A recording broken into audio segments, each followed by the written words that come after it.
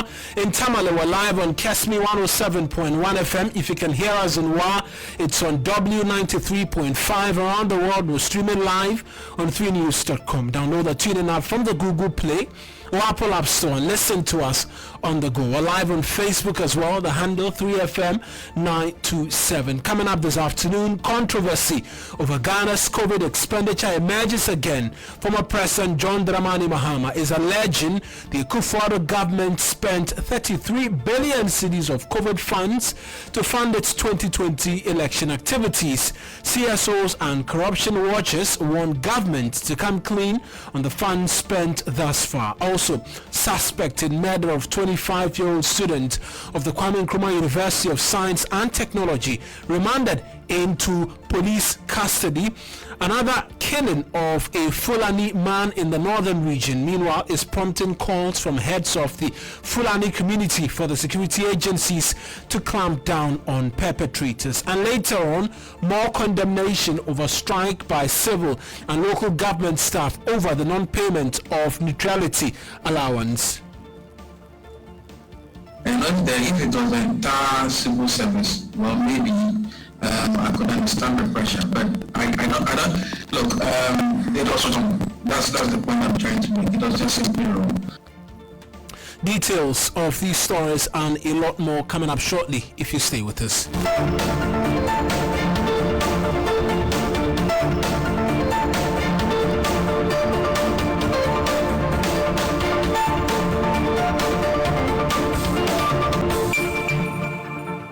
A pleasure that you could be a part of this afternoon's bulletin. I am Eric Mawuena Egbeta. Let's begin. And there's been a lot of contradictions about the exact amount of money spent on COVID-19 since the outbreak of the pandemic in 2020.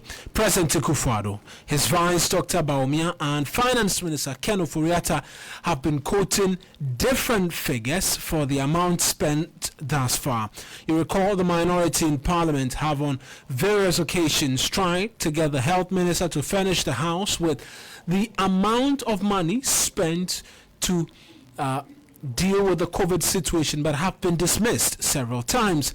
Some civil society groups like Send Ghana, having done some research in this area during the height of the pandemic, found gaps in the reporting of COVID spending, raising transparency questions. Well, former President John Dramani Mahama has waded into the discussion and is alleging the Akufo-Addo government misapplied COVID funds. He spoke during the 24th African Business Conference organized by the Harvard Business School last month.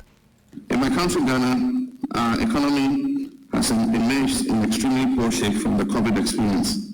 A ballooning deficit, double-digit inflation, a nose-diving currency, increasing debt distress are some of the symptoms of a very ill economy. Ghana's case was easy to predict with the cavalier handling of the economy by the current administration, unbridled borrowing from the capital markets, creative misstatements of budget deficits and other critical fiscal figures were certain to come to a head eventually. Ghana went into the pandemic without adequate buffers and has emerged with a terribly battered economy. To make matters worse, a pandemic windfall of in excess of 33 billion Ghana cedis, which could have cushioned the economy, remains unaudited and is believed to have been used largely in the quest to win election 2020 at all costs. So that's John Dramani Mahama making the allegation. Let's get on the phone and speak to Adam Senanu. He's the co-chair of the Citizens Movement Against Corruption. Many thanks, Mr. Senanu, for joining us on phone and for your patience, as well as you've been holding the line for quite a while. But there appears to be contradictions with regards how much the state spent in dealing with COVID-19. There's been numerous calls from the minority for a probe, but they continue to be parried by the government. Now this allegation is coming up again. What do you think should be done to bring some finality to this concern over misapplication of COVID funds? Well, thank you. Ordinarily, there are at least two things that ought to happen. First of all, the office of the presidency and whoever the chief policy analysts are there ought to have made an effort to reconcile the differences after the president has spoken. It is not a sign of good governance when there are disparities between figures from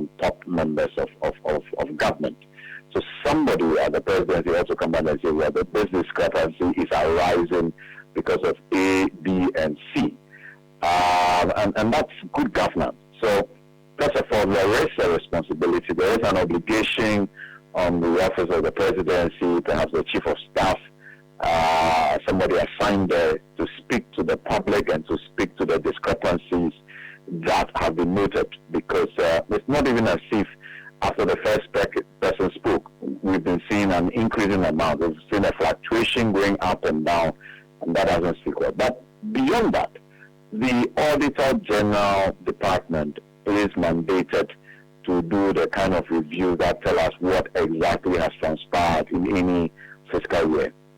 Ideally, we ought to be seeing what is it that the Auditor General found out over the last 2 years that we've expended on COVID. So which aspects of that report speak to this, and can they give us some feedback as to what exactly has transpired? That would be useful. So there are at least two groups that ought to be speaking on this issue to provide clarity. So you expect the Auditor General to have made public some findings. We've seen the 2020 Auditor General's reports. For 2021, I'm not sure is out yet, but in the 2020, there's little or no mention, if I'm correct, of COVID-19 expenditure. There's been deliberate calls for a bipartisan probe. Must it take that, since there hasn't still been any word from the Auditor General as to whether or not they are looking into these spendings?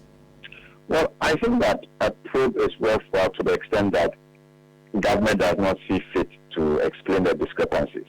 If government takes the bull by the horn and provides information that makes it clear that this is not something substantive, then really you don't want to throw good money after something that we all know well. It's not a big issue. However, in the absence of that clarity, I would say that we do still expect that by the time the 2021 report comes out from the Auditor General, some mention should be made, because the Auditor General has a responsibility to pay attention to what is happening, what the public interest is, and deal with that as well. These are monies that are expected to have been spent by the government. Indeed, our Auditor General Department is supposed to be one of those checks and balances that helps us know what has government spent. So we expect that. And beyond that, absolutely, if the government is not going to respond and explain and give us an indication that this is not something we should worry about, a probe might become a very necessary part of unearthing what exactly has transpired and allowing us the comfort of knowing that if any persons have shortchanged the people of this country, they will be brought to book. Right then. I appreciate that you could speak to us this afternoon, Mr. Senanu. And thank you for having me. That's Adam Senanu. He's the co-chair of the Citizens Movement Against Corruption, speaking to us this afternoon on recent commentary on the government's COVID-19 expenditure. Well, there's been some response of a sort from the Presidential Advisor on Health, Dr. Nsia Sare. He's been speaking to my colleague Sarah Paco, seeking to respond to the claims of monies being used to fund the government's 2020 electioneering campaign. I believe that what Ghana has done so far as COVID-19 pandemic fight is concerned, for anybody, especially for a former head of state who has been in government before, who has been a leader of this country before, should say this at an international forum. To me, it is something that should be condemned. If you get such international forum and you are speaking about your country, it's a time for you to let people know what Ghana has done so far as COVID-19 is concerned, and not to speculate. I'll call it speculation, because I don't know where the figures that he's talking about came from. I don't know what, I think the word that he used was windfall. I don't understand the windfall that he's talking about. Secondly, I'm not too sure which funds he's talking about for election 2020. If you remember, that was the time that we even needed funds most to make sure that we can go ahead and do our election, which is a constitutional mandate that we have to do, and also be able to minimize the effect of COVID-19. So I'm very surprised that something like that the money was used for elections. Who used the money? Is it the Electoral Commission? The Electoral Commission came with a budget, and the budget was approved by Parliament, and then given to Electoral Commission to run the elections. And I'm sure individual political parties, including his own political party, also source their own funding for elections. So I'm very surprised that he's saying that government use that money for elections. So that's Dr. Nsia Sarah. He's a presidential advisor on health, speaking to us this afternoon on the response to allegations by former President John Dramani Mahama that the state used over 30 billion of COVID expenditure to fund their campaign during the 2020 elections. Let's move away from this and the ongoing strike by the Civil and Local Government Staff Association of Ghana over the non-payment of their neutrality allowance is continuing to draw a lot of criticism, with their industrial action entering a new week. CLOGSAG last week laid down their tools in demand of the payment of the allowance, which has been widely condemned. Two separate meetings at the instance of government has done little to convince the workers to return to post. Shortly, we'll touch base with colleagues on the impact of the strike. But here is President of Imani Africa, Franklin Kujo, insisting that the payment of the allowance constitutes an illegality. He spoke to Johnny Hughes on TV3's New Day. If we want to have a conversation about general remuneration, we should have. But to pick apart the principles that undergird the civil service and negotiate on each one of them as a basis for remuneration is quite frankly not the best at all. I've been telling people that since my government A-level days, when I learned that the principles that undergird the civil service are neutrality, anonymity, and permanency, I do not understand today that one group or a group of civil servants will decide that one of the principles should be up for negotiations as a basis for remuneration. I can't just accept that. Well, but government knew all of this and still went ahead to sign a deal with them on in January. Would you fault the government for going to that deal, or would you say that they were perhaps under pressure, or what do you see? I don't understand what pressure means here at all. I fault anybody who sat with the closer people to decide this. And if it was the entire civil service, well, maybe I could understand the pressure. But I don't look. It was wrong. That's the point I'm trying to make. It was just simply wrong. So that's President of Imani Africa, Franklin Kujo, speaking to Johnny Hughes on TV3's New Day. William Evansinkum is my colleague in the Ashanti region. Let's check up on him on the impact of the CLOGSAG strike. Evans, talk to us. Where have you visited and what does the offices look like? Well, so I'm still within the ministry's area, and I can tell you that has very, very minimal impact as far as CLOGSAG strike is concerned. Places that ordinarily were expected to see it's inundated with number of crimes. For instance, talking about the Control and Accounting General Department office here in the ministry. That office is open. In fact, I spoke to the regional director, Victoria Afum, and she told me that they needed to come to work because it borders on life. People have to come and then validate their salary details and all of that, information and all of that. So they needed to come to work to ensure that that thing is happening. Of course, they communicated to CLOGSAG that they cannot stay at home and watch people lose their salary. So the office is still open. People have been coming in to validate their information as far as their detail with the Accountant General Department is concerned. Beyond that, I also visited the Registrar General Department. That place is also one busy place as far as this particular area is concerned. And they are also working, and they are also telling me the same, that they cannot sit aloof and watch people go through some level of quagmire in registering their companies. So, we're talking about an informal sector-based economy as far as something is concerned. So a lot of people have been going in to get their businesses registered. So they are also doing their work. Few offices like the Agriculture Directorate and then few other offices that are responsible with the offices are open, but nothing is happening there.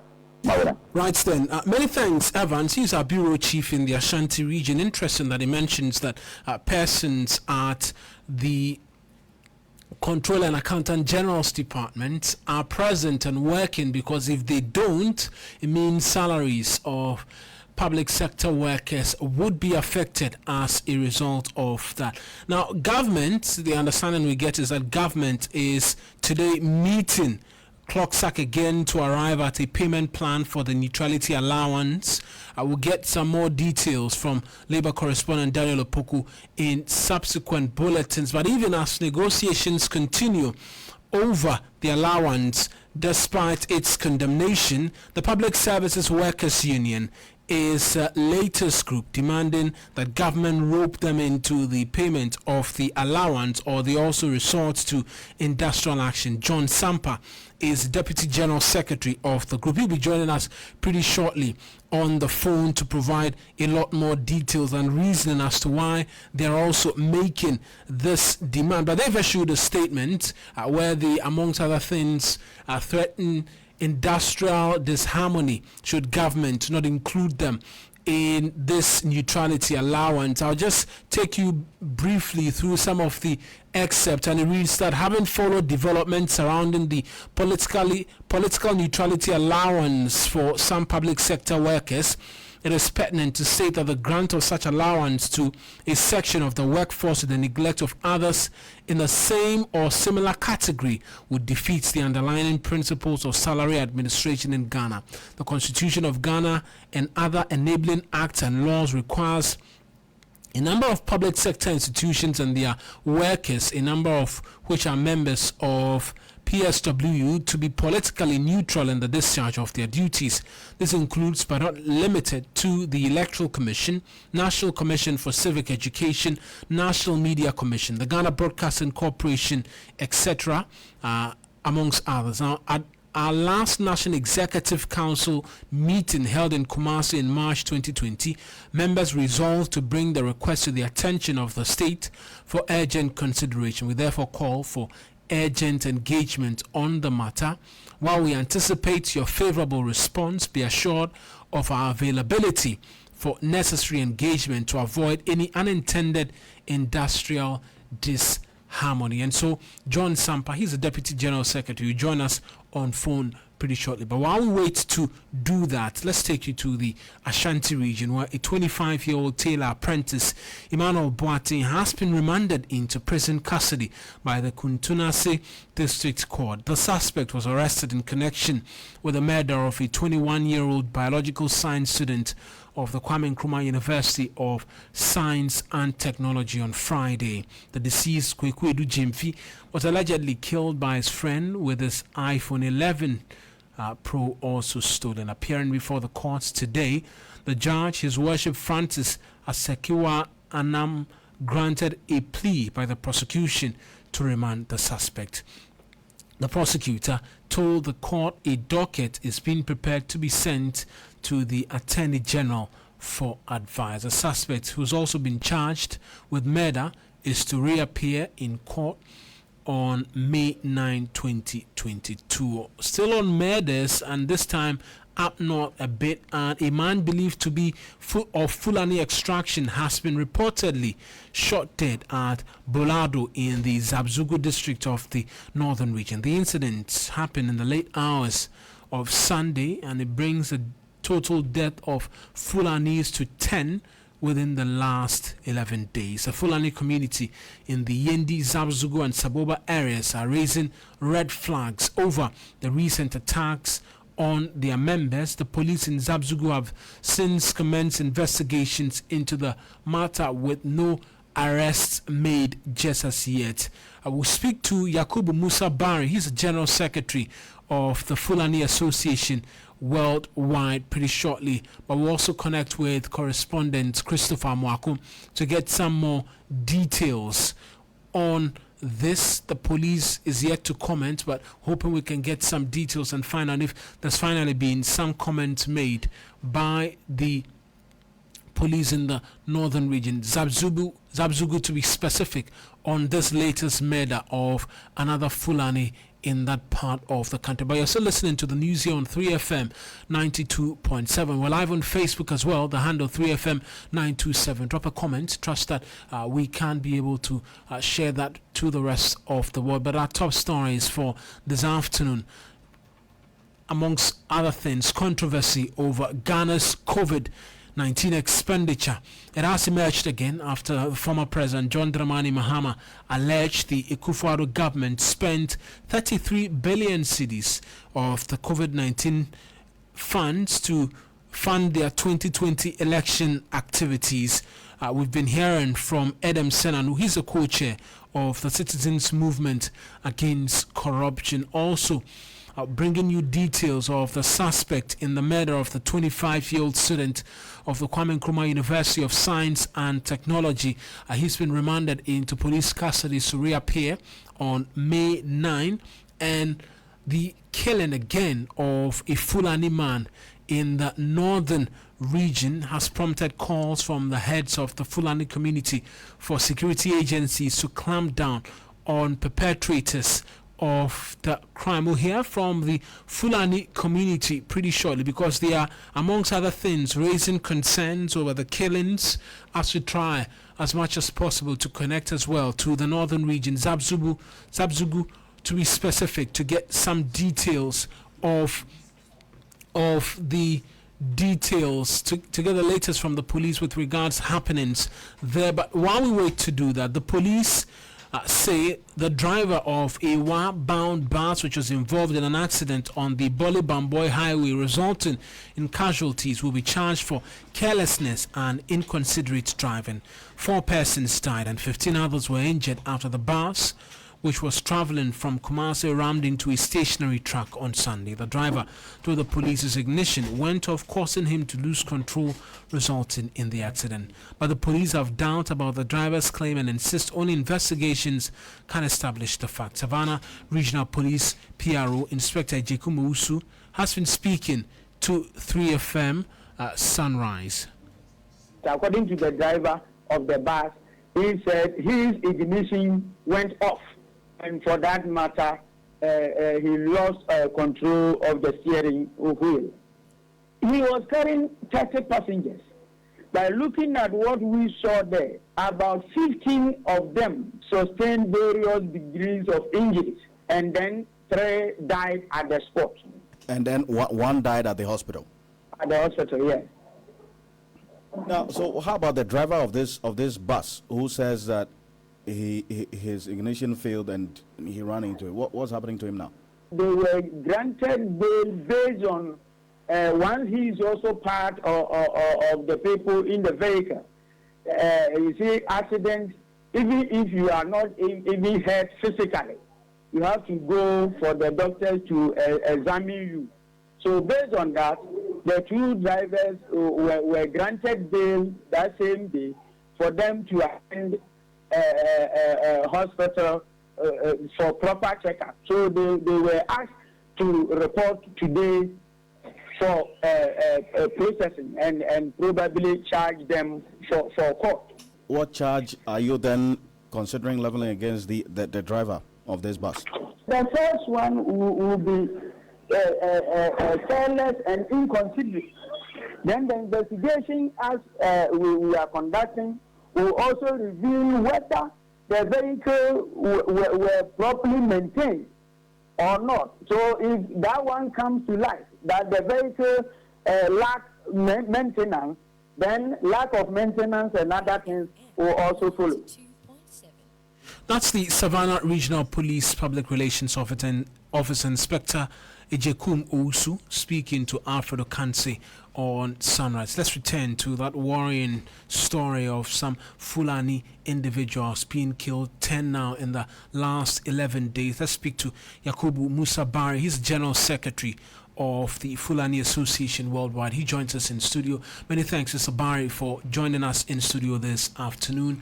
Unfortunately, another killing of a man of Fulani extraction in the northern region. Has this incident come to your attention, and what details do you have so far?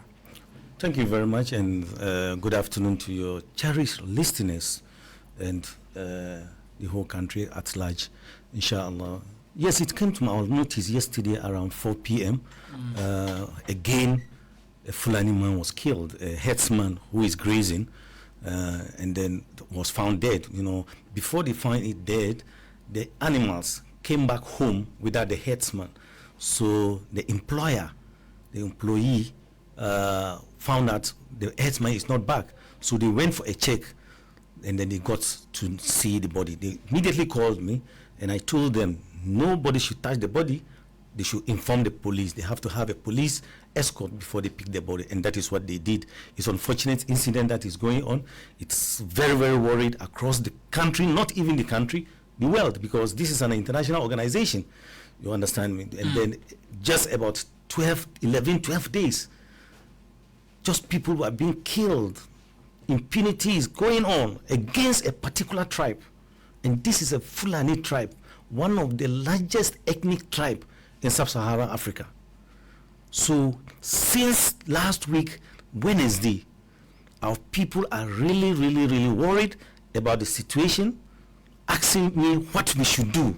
I ask everybody should stay calm, and the government, the security will take up the issue for us. I think for the first time, we have not seen where a Fulani incident happens, and high-profile delegates like the vice president, the regional minister, appears at the scene.